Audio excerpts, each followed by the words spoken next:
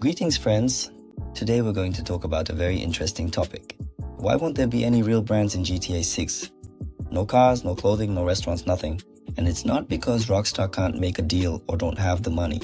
In fact, the real reason is much more interesting. Today we'll figure out why real brands don't want to be in GTA, why Rockstar themselves turned them down, and why made-up brands are actually a brilliant solution. Let's start with the most obvious point. Very often, you can see comments from players saying, if only GTA had real cars, it would be so much cooler. Like imagine you're cruising around Vice City in a real Mercedes or a BMW or a Lamborghini. Sounds cool, right? But there's one small problem. GTA is a game where you rob banks, run people over, get into chases and blow up cars. And no respectable brand would want their product to be associated with that. Imagine this situation. You're driving a brand new BMW in the game, and 5 seconds later, you plow into a crowd of people. Or the car catches fire, explodes, or breaks down. For the player, it's just fun, but for the company, it's a huge blow to their reputation. And this brings us to the most important point.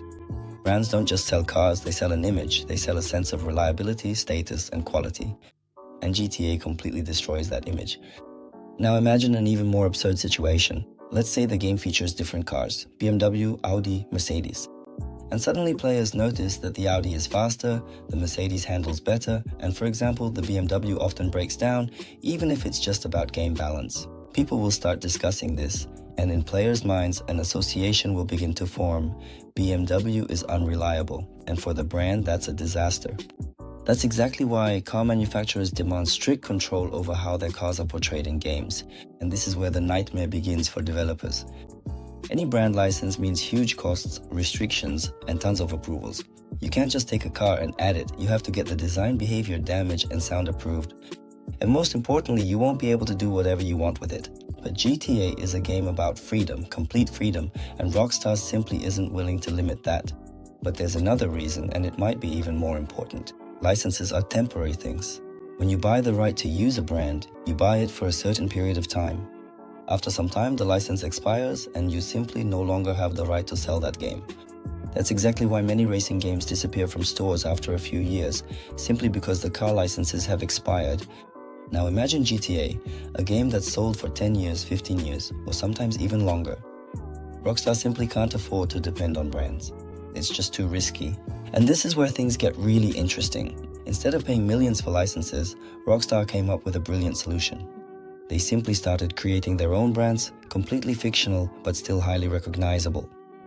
You probably know Sprunk, an obvious parody of Sprite, Burger Shot as McDonald's, Cluck and Bell as KFC, and Peace Water as cheap beer.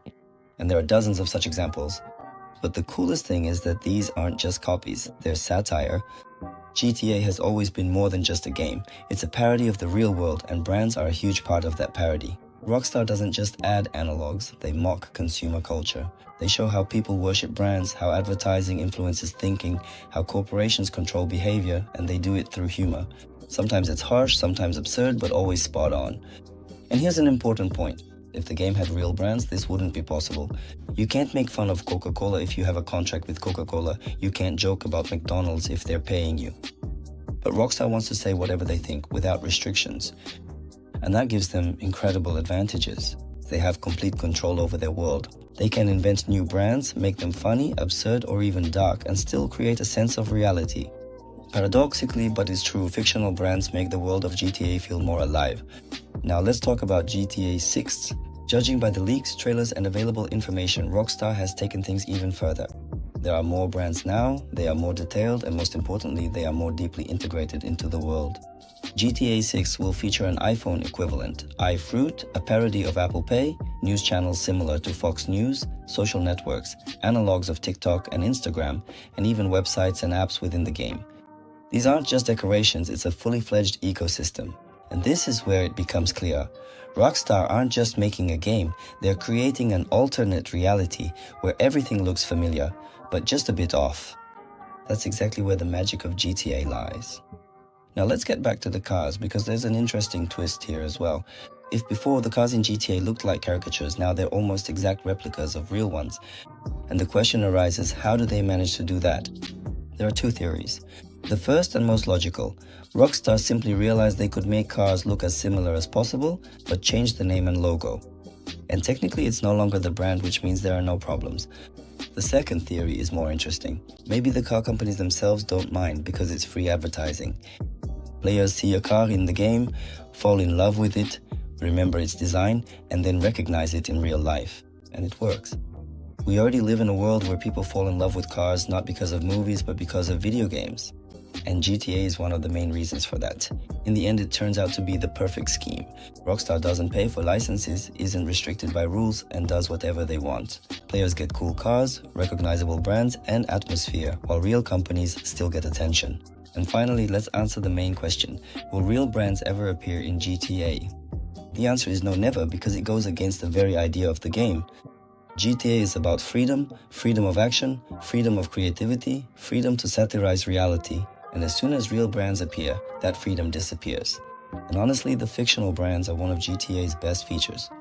They make the game unique, they add depth, and they allow Rockstar to do things other developers simply can't. Let us know in the comments what you think. Would you personally like to see real brands in GTA 6, or do you prefer the current approach? Personally, I find the second option much more interesting. If you enjoyed the video, don't forget to like and subscribe to the channel. This was WPS Sports Channel with you. See you in the next video. Bye.